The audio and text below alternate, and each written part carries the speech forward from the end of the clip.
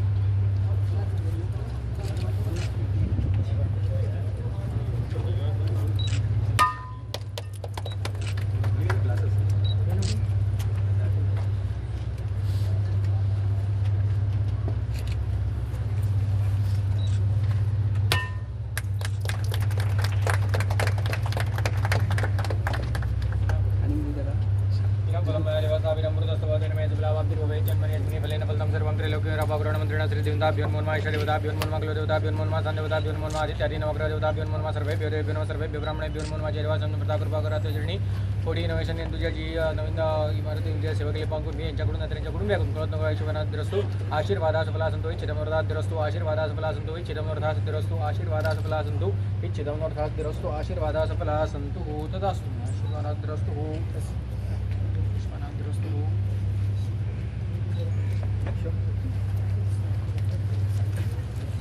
Just to return that side. Yes, we can all just. We'll take a picture so everybody can come this side. So please come.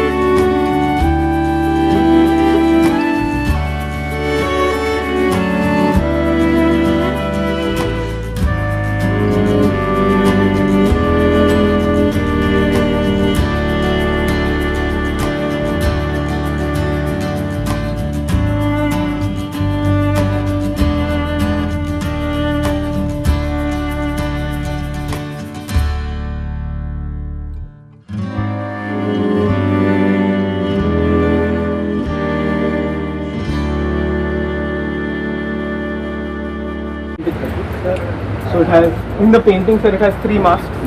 We've done 2 masks. And how old is this painting even? It's about 2000 years old, somewhere around the second 80 to the 15th. The steering was with the gallows, so you can see the left of the gallows. So even now the steering is going to be done using this oars? Yeah?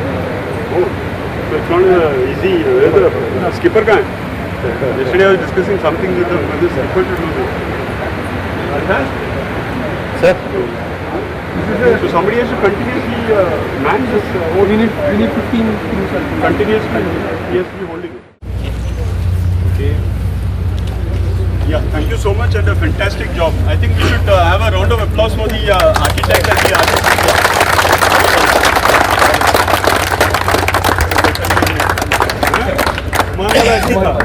So over 2000 years ago, there was an artist that made a beautiful painting of an ancient ship. The painting is situated in today in Ajanta Cave 2. So this painting has 3 masts, a bowsprit sail, steering oars and square rigged sails. So fast forward to today, Shri Sanjeev Sanyal, economic advisor to the PM, conceived an idea to recreate an ancient stitch ship. So little did that artist from 2000 years ago know that his painting would one day inspire this project. So through a tripartite agreement between the Culture Ministry, the Indian Navy and Modi Innovations, we set forth the motions that have led us to this day.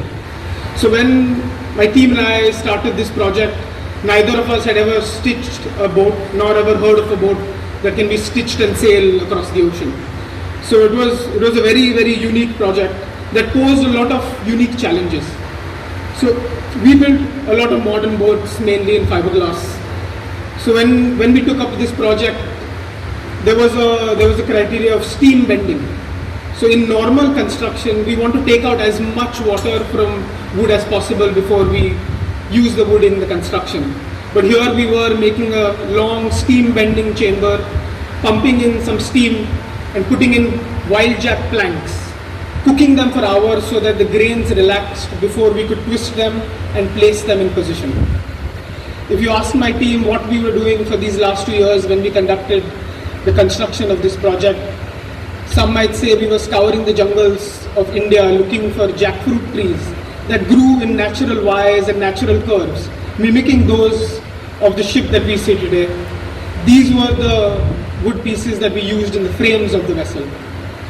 Some of us might tell you that we were scouring the Konkan coast for some sardine oil.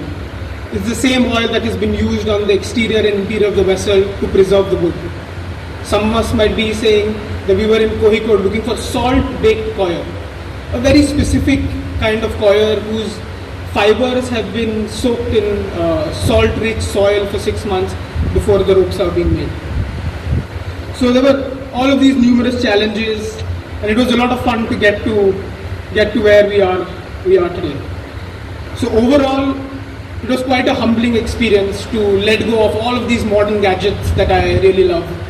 Go back to picking up a hammer, a chisel, some coir rope and some needles, and chipping at wood and stitching planks together to make this stitch ship. So as we get ready to launch this boat today, something very special happens.